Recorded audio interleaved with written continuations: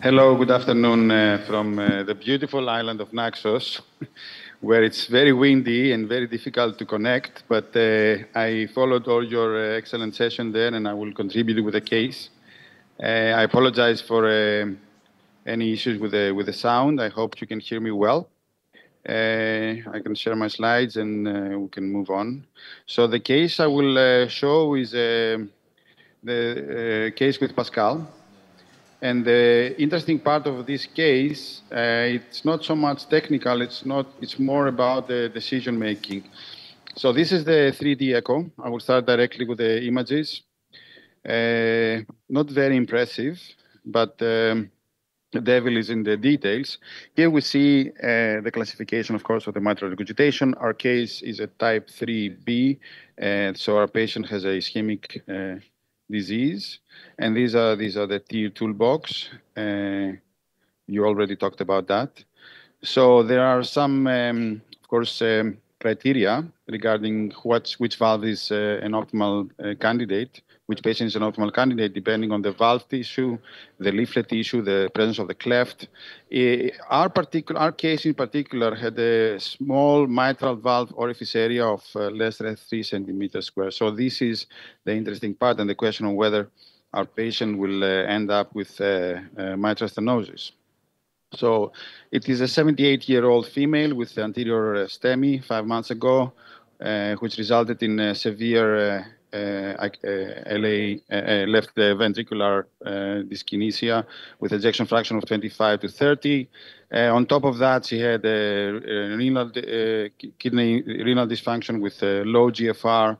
And the main problem was the multiple hospitalizations for pulmonary edema. So our goal was to try to eliminate that. So we did not have the expectation to make her to improve her exercise tolerance. And this is the images that you can see. The images are taken by my colleague Konstantinos Papadopoulos, who was trained by Dr. Sfaria, so thank you very much, Kostas. So this is the case. You see that the mitral valve is not opening very freely, although there is a significant mitral regurgitation. And the main problem that we had with this patient was that the valve was stenotic to start with. And the leaflet mobility was restricted, as you can see here. So the question is, can we implant a clip here without creating mitral valve stenosis? So, and these are nice images, three-dimensional from different views. It's not a very difficult case in terms of the orifice of the jet. But as you see here, the area that we measure is 2.7 centimeters square. At the same time, the mean grading of the valve was 2.4. So that was a promising measurement. We did measure the annulus dimensions. We didn't have a problem with the annulus dimensions. The medial and lateral dimensions, that was promising. But at the same time, we did have a problem with we could not have a CT scan because of the renal dysfunction, so we relied on ion echo. And I present here the slide that was already shown. Based on the mitral valve area of less than 3, that was considered a red case. Unfortunately, the patient did not have any chance to undergo surgery. It was completely rejected from any surgical procedure. So we discussed a lot this case, and I think Dr. Spasiak was also part of the discussion. We sent the patient to Kostas, and maybe he can comment later. The expectations that we had is that the mitral valve area may be reduced somehow, but at the same time, the gradient will not increase of more than 2 times. And based on the meta-analysis that you can see here and some clinical data that we have, we believe that the PASCAL device, especially with a spacer, might be a better option for this patient. So this is what we decided to do, and I will show you directly the case. We did a transeptal puncture uneventfully. All the measurements were optimal. Technically, it was not a difficult case, I repeat. But the question is, what is the gradient that you end up with? We also had hemodynamic assessment, of course, of the gradient. The grasping of the leaflets was uneventful. And with the use of the PASCAL device with a spacer that creates less tension on the leaflets, on the already restricted leaflets, and this is what you see here on the echo, on the imaging, there is still some mobility. It's not like completely frozen, let's say. We managed to have a very good, or not a very good, a suboptimal result of moderate mitral regurgitation. But at the same time, we did not observe a gradient of more than 5. The mitral gradient was actually 4.5. And based on the clinical indication here, that we say, okay, we try to avoid hospitalization for this patient. We don't expect this patient to have exercise intolerance, meaning that she's not planning to exercise. It was this it was an old lady, and that was the expectation. We accepted this result. So there is a cutoff of the 5 millimeter gradient, and we were below that. So that was promising. And in the follow-up, before showing that, I will show you that when you have not improved the mitral regurgitation, at the same time you introduce a significant gradient of more than 5 millimeters, then the curves rise substantially, and you expect patient mortality to increase, and not in a very accepted way. So this is the follow-up. 6 months later, the patient is doing well. She did not have any hospitalizations since then. And although we did not create a perfect result on the valve, it was not optimal. Of course, it's still mild to moderate. The gradient is in the area of 5. The patient is doing well, and we consider that as a successful case. So to conclude, I would say that TEER and L2S repair is, of course, a safe method. And again, we should combine the expectation of the patient and to address the clinical indication together with the proper device and the proper kind of device, and take a shared decision making with the patient, and then hopefully we can have a better outcome. So thank you very much.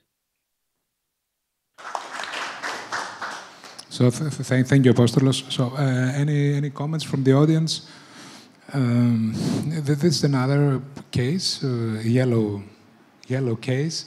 So do you have a default approach? Do you use the PASCAL device in this situation, or should anyone use the smaller device, the MitraClip NT, for instance, opposed to XW when you deal with these small valves?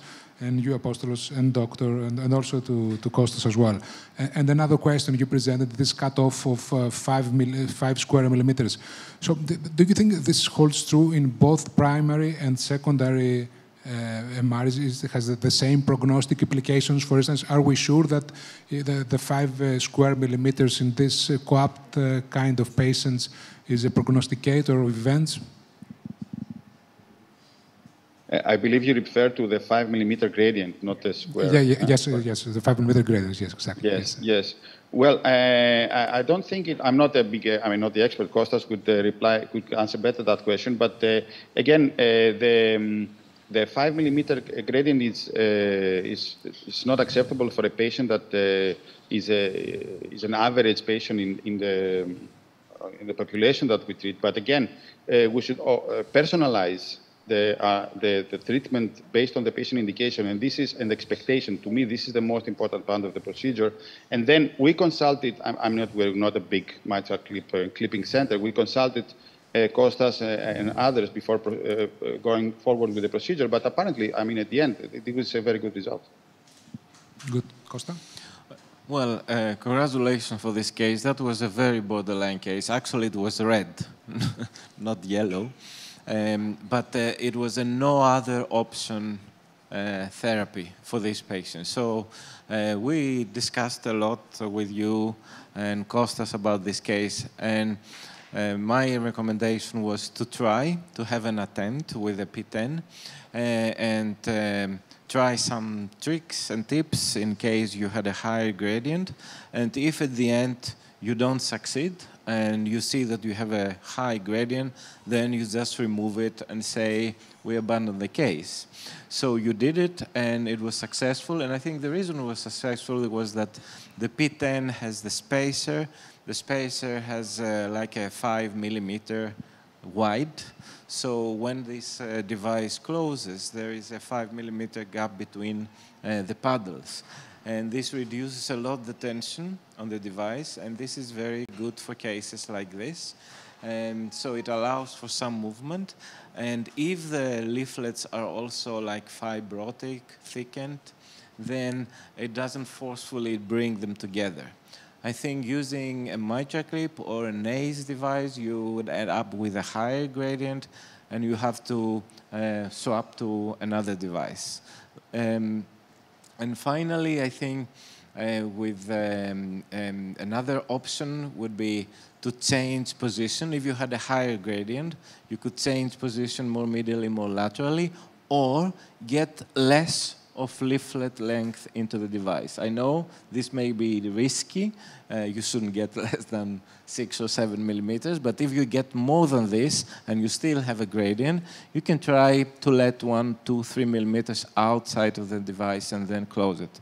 And finally, your question about the gradients. I think in the co-op study, the 4 quartiles of the gradients after the procedure didn't have any prognostic significance. They were not prognosticators. So in FMR, in general, you can have higher gradients. And the reason for this is the hemodynamics of the heart failure, the diastolic dysfunction. But in DMR cases, there they have a real prognostic value. So you should avoid to have a gradient more than 5. In DMR cases, in some cases, I think we end up with 7 on the table and probably 8 the following day. But still, these patients go well. And this was also the findings of the co-op trial. If you see the 4th quartile with the highest gradients, the outcomes were, there was no difference in the outcomes compared to the other quartiles. Congrats again. Good. So thank you. This was excellent comments.